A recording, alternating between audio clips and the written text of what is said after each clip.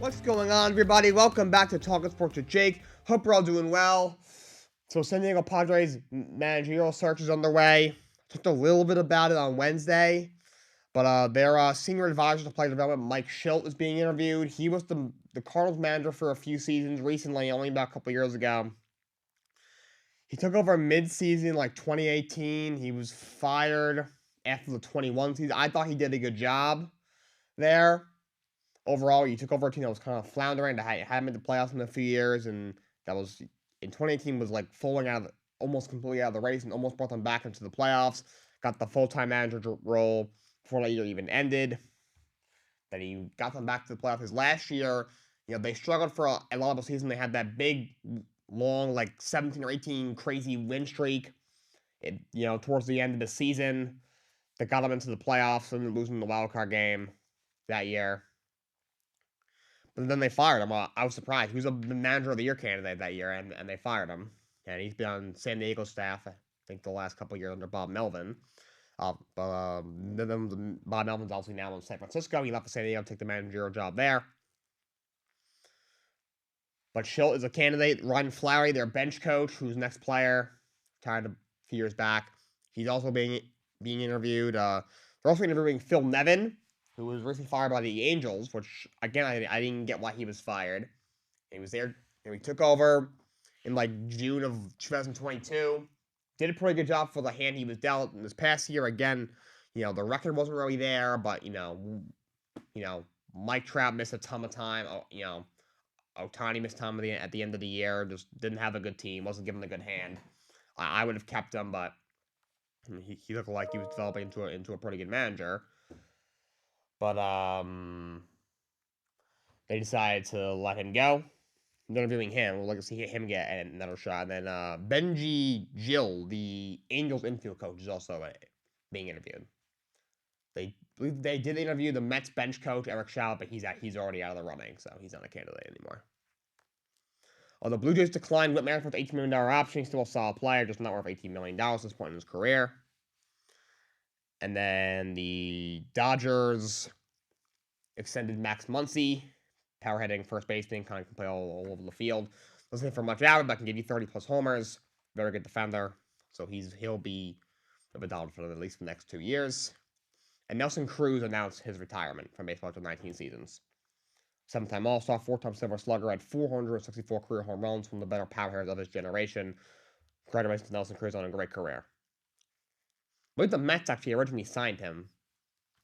Now, if they weren't able to hold on to him, and he ended up having a great career. Obviously, he was an ALCS MVP in 2011 with Texas, and then he was all over. He was in Baltimore, he was in Seattle. He definitely bounced around. He was in Minnesota. He had some good years at the very end of his career in Minnesota, and finished up in San Diego and then Washington. All right, I want to talk about the NFL standing. That's kind of the highlight of this show today. There isn't too much to talk about today, but I wanted to give you a little standings update. First of all, before we get to that, a couple of things for NFL news. Thursday Night Football was last night. Steelers hang on, beat the Titans 20-16. Will Levis throws a late pick. Steelers are 5-3. Steelers are the first team in NFL history to be outgained in every single game through 8 games and be above 500. If the Steelers make the playoffs, you might have to give the head coach of the year to Mike Tomlin. The guy has a quarterback who's not very good. They can't run the ball. They got no offensive line. He's got the worst play calling I've seen in a long time with Matt Canada as their offensive coordinator. And if they're able to win 9-10 games and make the playoffs, it's going to be hard not to give him coach of the year, if you ask me. There's some other guys, if Dan Campbell ends up winning with the line 11-12 games, a team that has been to the playoffs in like 2016, have won a playoff game in since like the 50s or something like that. You might have to give it to him. Personally, I mean, I've been critical of Rob Saleh with the Jets, but he makes the playoffs with Zach Wilson as his quarterback, as all those injuries that he's had on the offensive line. If he goes 9-8, makes the playoffs, it's a case for him as well. But if Tomlin goes 9-8, 10-7, makes the playoffs with that offense, with this quarterback, with that as bad as that offense is, it's gonna be hard not to give it to him. I mean, they've been outgained by 790 yards this year, and they're 5-3. Like, that's crazy. So they sneak past the Tennessee Titans, 20-16. Darren Waller's not going to play this week for the Giants. He hurt his hamstring in the Jets-Giants game last week. He said he might be a little bit before he comes back. He's expected to miss a few weeks. I heard he could go on injured reserve, which would cause him to miss the next 4 games. Jets tackle Dwan Brown is practicing, so just have 3 weeks to activate him. Don't really care. He's awful. He looked awful before he got hurt. He looks washed. He's 39 years old. He was solid last year at his age 38 season. They brought him in right before the season, but this year, he had off-season surgery. He got a late start to the off-season. Didn't start practicing until a couple weeks, before the season, like halfway. My preseason might have already started. And it showed, he gave up the sack that injured Aaron Rodgers, and he looked like a turnstile, and then he got hurt, and he's been out for a while. Being said, just need anybody at this point. They got so many injuries. Vera Tucker, who came in as their right guard, eventually moved into right tackle after Brown got hurt because they moved Mackay back over the left side. He's out for the year. It's the second straight year he had his season-ending injury early on in the season. They're on their 3rd center right now. Joe Tippmann might be coming back. They drafted him in the 2nd round. He played guard mainly in Wisconsin, but he can also play center. He started at guard for a couple of weeks after Vera Tucker got hurt, or maybe after Brown got hurt. Then he got hurt. Connor McGovern, center, he's hurt. There's Mekhi Becton just sucks. They're off tackle. He's complete bust. They completely whiffed on him. But Brown's not much better, but they just need anybody at this point. Their line this week, the left tackles will be back, and the right tackles probably Max Mitchell. They're probably looking at Joe Tippmann playing center, and their guards will be Tomlinson, and I don't even know. It might be Les Schreitzer, whatever his name is, but he might be hurt. Either him or Billy Turner. Their O-line looks very banged up right now. But to the standings, AFC East, Miami's at 6-2. They're in first. Bills at 5-3. Jets at 4-3. Patriots at 2-6. Miami, they haven't really beaten anybody, which I'm a little worried about. But if Tua's healthy, we all knew if Tua was healthy, this is a very good team. Obviously, they just got Jalen Ramsey back. We thought he'd come back around December. They got him back about a month earlier than expected. After having knee surgery right before the season started. So that's a big piece to get back. Because their secondary without him, I thought was kind of a little lackluster, but now they get him back. It's a big guy to get back. Obviously, they're loaded on offense. Tua's played well enough. You got, obviously, the best receiver duo in the league, in my opinion, Tyreek Hill, who's an MVP candidate right now. He's on pace to break the all-time single-season receiving record, as well as Jalen Waddle. Raheem Moster's playing very well. Then they change your speedy rookie running back who's been hurt. He's expected back in a couple of weeks. So there's a lot of things going well offensively for the Dolphins. As long as Tua stays healthy, this should be fine. They should be the favorite right now with the Bills. They've kind of been a little inconsistent. Obviously, the Jets that offense is just as great as the defense is. And obviously, their offense isn't very good. A lot injured on the offensive line. The Patriots, they're horrible. Mac isn't really that great. Their offensive line is terrible. They don't have very good weapons. They haven't run the ball as well as we thought they would. They got injuries on defense. Still a decent defense. Bringing back J.C. Jackson, who's played well, has helped. But can't really get pressure on the quarterback with Judon out for the year. It's really just Josh Uche. In the secondary, is obviously missing Christian Gonzalez. In recent weeks, they've gotten back Jonathan Jones, gotten back Jack Jones, brought in J.C. Jackson, which has helped. But yeah, picture are 2-6. I thought they would make a move. I thought they would sell. Uche's going to be a free agent. He had 11 sacks last year. Thought maybe you flip him. Maybe Michael Wenu might be your best offensive lineman. Maybe even Kyle Duggar.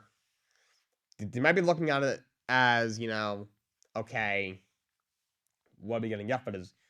Or they can actually get something good back for them, but they might want to re-sign him. Kyle Duggar's still really young. He's a very good safety. Probably going to want to re-sign him. Michael Wenu, he's their best offensive lineman, an already bad offensive line, so he's still young. Might want to re-sign him. And even Uche, for that matter, is a guy who had a great year last year. And now he has the second half of the year to really showcase what he truly is with now he doesn't have Matt Judon on the other side. So probably they're looking at, all right, they will want to re-sign them. At the same time, obviously you can't keep everybody when you have a salary cap. You gotta stay under. But they're at 2-6. AFC North Ravens are at 6-2. Steelers at 5-3. Of course, they just won on Thursday Night Football. Browns at 4-3. Bengals at 4-3. Ravens have played very well this year. So not completely sold on them as a Super Bowl contender, but are certainly a very good team. To me, Lamar's been kind of inconsistent. Their run game hasn't been as great as we thought, and definitely have missed J.K. Dobbins. But that defense is really, really good. Kind of same thing for the Steelers. That offense is honestly, it's terrible. They can't really run the ball. Jalen Warren is the better back, if you ask me. They've been much more split these last few weeks, but I mean, Najee had a decent game this week, but Jalen Warren played really well. You had, and Kenny Pickett, I don't think is very good. I don't really think he's the guy. They got some great weapons. George Pickens is a phenomenal receiver. Obviously, you just get Deontay Johnson back. He got his first touchdown in almost 2 years last night. Should get Pat Frymouth back in a few weeks, your tight end. Problem with their offensive line is horrible. We thought it would be improved. In the offseason, you signed Isaac Samuela, really good offensive guard, coming from Philly. And you draft Robert Jones in the first round, a young offensive tackle out of Georgia. But it really hasn't worked. The O-line still is not very good. But defense is phenomenal. And I think you guys got Cameron Hayward back here, Pro Bowl defensive tackle, which will definitely help as well. They have a great defense. And of course, Mike Tomlin's a phenomenal coach. Matt Canada is not a phenomenal coach. They're offensive coordinator, but Tomlin has done a great job with that team. The Browns are at 4-3. Obviously, missing Nick Chubb is a big loss. Your star back, and they've had a lot of issues at quarterback. Deshaun Watson has struggled with battled injuries. You've had PJ Walker in there. Even Dorian Thompson-Beckham has gotten some action. They're at 4-3. That defense is definitely keeping it hold. That defense is phenomenal. That Browns defense is very underrated. Bengals, they've seemed to have found themselves after a slow start. Joe Burrow just lit up the 49ers last week. He seems healthy. Their secondary isn't great, and their offensive line is terrible. But their offense has found itself. They got a very good defensive line. If I was a betting man, I'd probably pick them to still win the division. Now that they found themselves, but we'll see. Right now they're at 4-3. AFC South. Jacksonville is 6-2. They got to a little bit of a slow start, but they found their stride. Their offense has clicked. We all knew the offense had a chance to be very dangerous. If they're all on the same page, and they are. That defense has played very well this year. Also, Trevor Lawrence has been playing really, really well. They've been winning a lot of games. Then you have Houston at 3-4. They got to a slow start. Got off to a pretty good start. Have slowed down since. Still been a lot better than expected.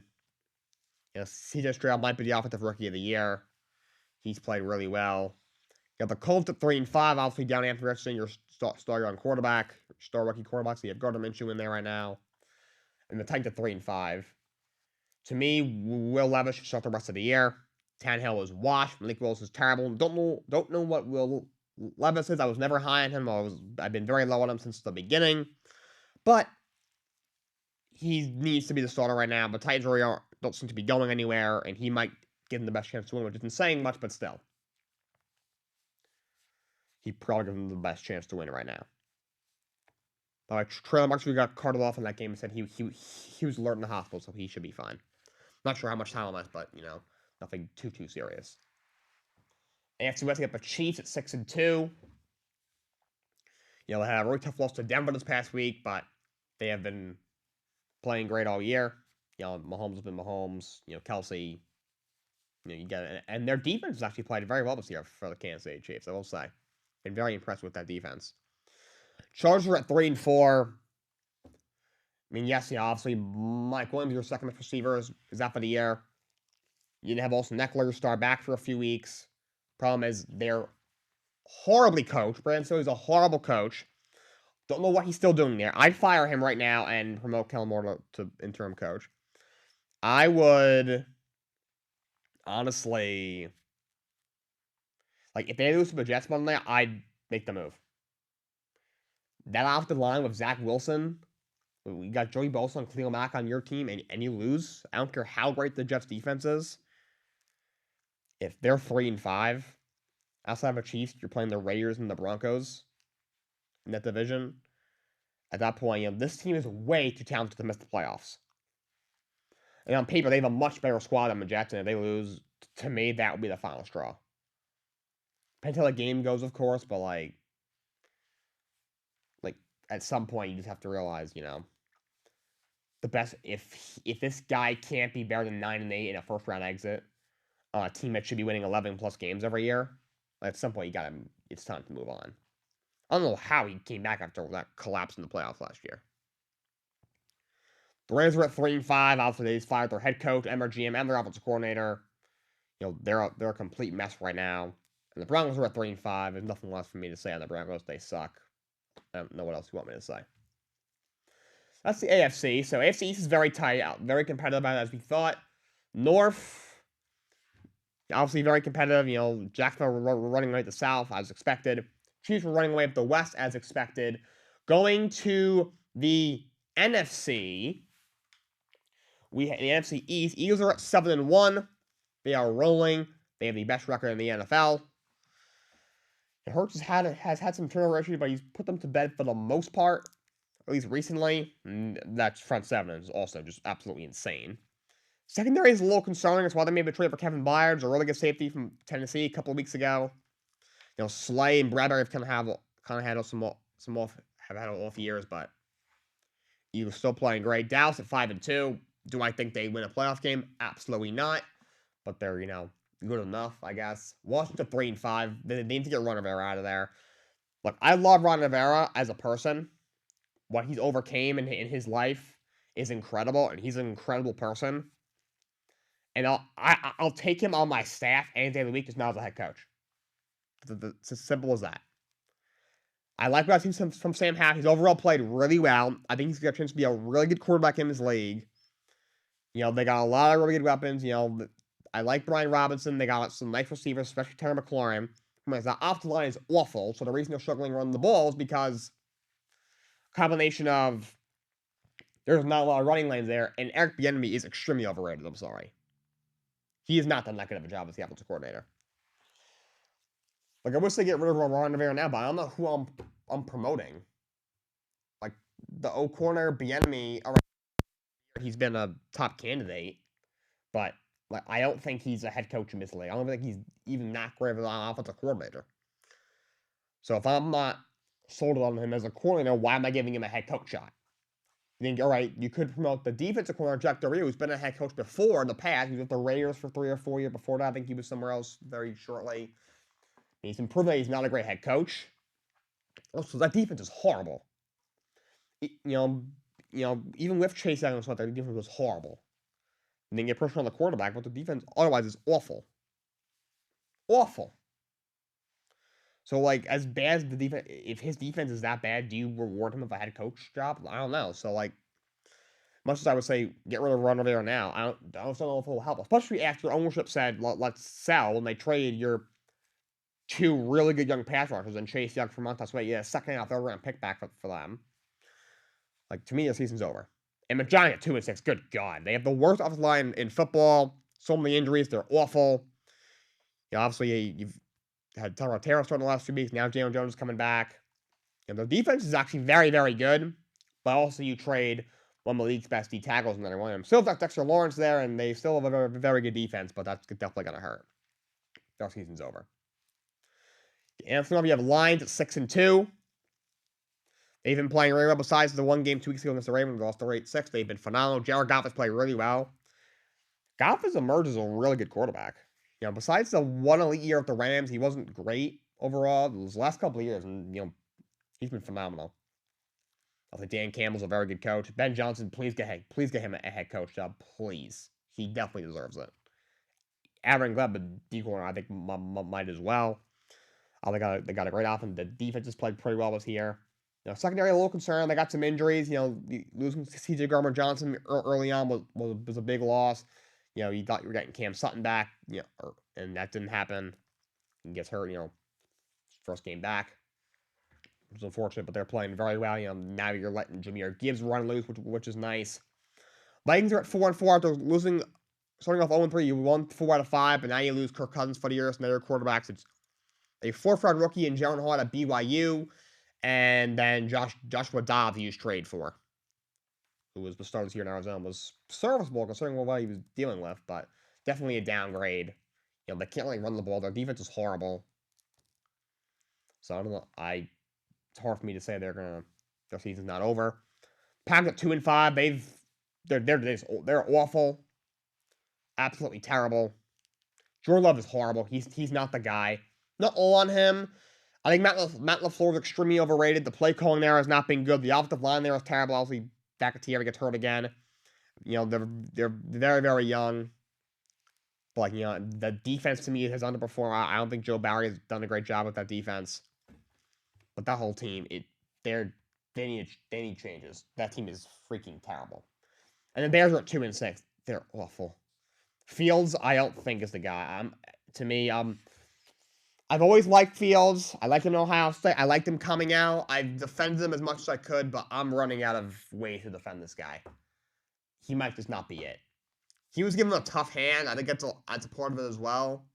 Part of me wants to, give him their shot. I don't think once he comes back, they'll have one more chance to evaluate him. But that's it. He hasn't shown enough for a guy who was a first-round draft pick. I don't think that team is well put together. The offensive line is atrocious. They don't really have great weapons. The defense is awful. Also, you're down your top back, Cleo Herbert, who hasn't even played well this year anyway. I think Roshan Johnson or Donta Ford might both be better than him. But the Tyson Bagent ain't the guy. He's a undrafted D2 quarterback. The last time we saw him play before he started the last 2 weeks, he lost to the Colorado School of Mines. I don't even know what that is. Yeah, the Bears, they are horrible. Absolutely horrible. They may have the first 2 picks in the draft since they have Carolina's pick. The Atlanta Falcons, the NFC South, oh, good God. The Atlanta Falcons are somehow in first place. This division is horrible.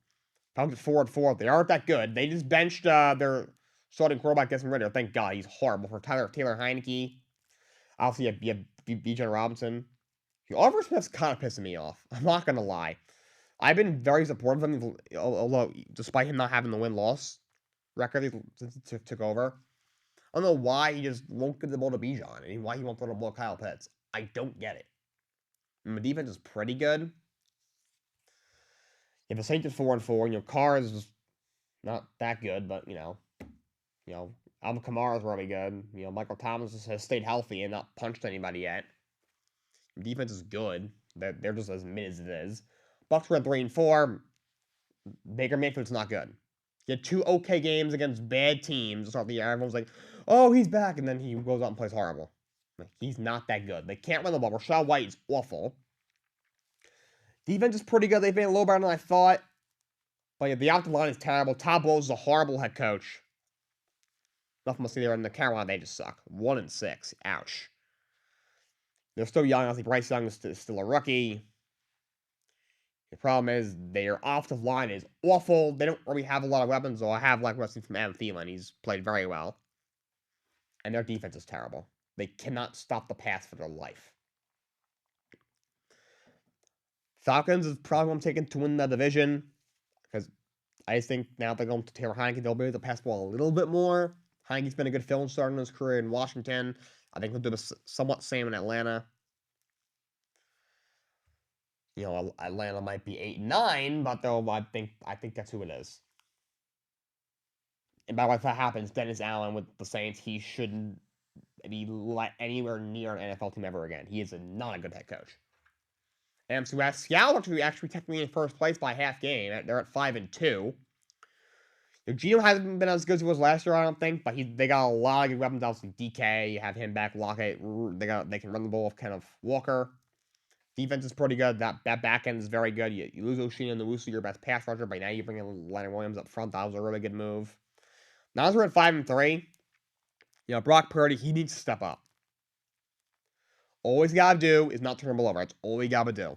You got maybe the best back in the league, Christian McCaffrey. Debo's a stud. I know he's missed the last 2 games, so Ayuk's really good. Kale's a stud. Got a very good offensive line. You're on a great offense. People have been saying this and that about the defense. I kind of think it's being blown a little out of proportion. The only, I mean, they struggle a little bit against Cincinnati, but Cincinnati also has a loaded offense. Joe Burrow, when healthy, which he's now healthy, is a top 3 quarterback in football. That offense is top 5 in the league at worst when they're healthy and on the same page. I mean, yes, Kirk Cousins played very well against them without Justin Jefferson, but Kirk Cousins is a very good quarterback. And the defense gave up 22 points that game. They didn't play bad by any means. Now you have Chase Young. They got that insanely good D line of him and Nick Bosa. They'll open up some more holes for Nick Bosa, who I know his sack numbers have been down a little bit this year. You have Armstead in the middle there. Fred Warner at linebacker. You got Pro and Ufanga at safety. They're going to be fine. If Purdy cannot turn the ball over, they will be fine.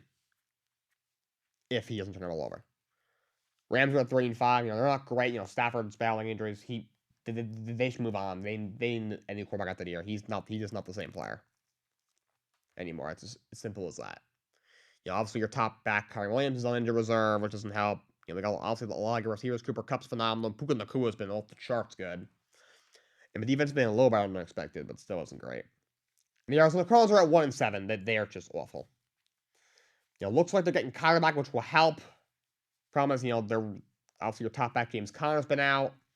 Don't have a ton of weapons. Defensively, they play a little better than I thought. They also have no offensive line. Rookie head coach in Gannon. They're bad. They've actually been pretty competitive, which has been a promising sign. They've been more competitive than I thought they were going to be. I thought this team was going to be like 2-15. Not even competitive. They're only going to be 3-14, maybe 4-13, like everyone expected. But they're going to be competitive. They might have the 4th or 5th pick instead of the 1st pick. So at least they've been competitive. If you want to shout Josh Dobbs, I thought was very serviceable. I will say. All right, that's the NFL standings. Only other things I want to talk about. They're going to close this thing out very shortly here. Senators, they fired their general manager, Pierre Dorian, after 8 seasons. Shortly after they lost their first-round pick this year after the whole again, the Dana failed trade, something that happened. I'm going to go more into that next time I do a show, which will probably be on Monday. And rest in peace to Bobby Knight, legendary college coach, obviously very, very outspoken, very extravagant. His press conferences were legendary. One of the greatest college basketball head coaches of all time. 3 natties. Indiana legend. Rest in peace to him. He passed away at the age of 83, unfortunately, the other day. All right, that's all I got for you guys today. Until next time, so long, and have a great day.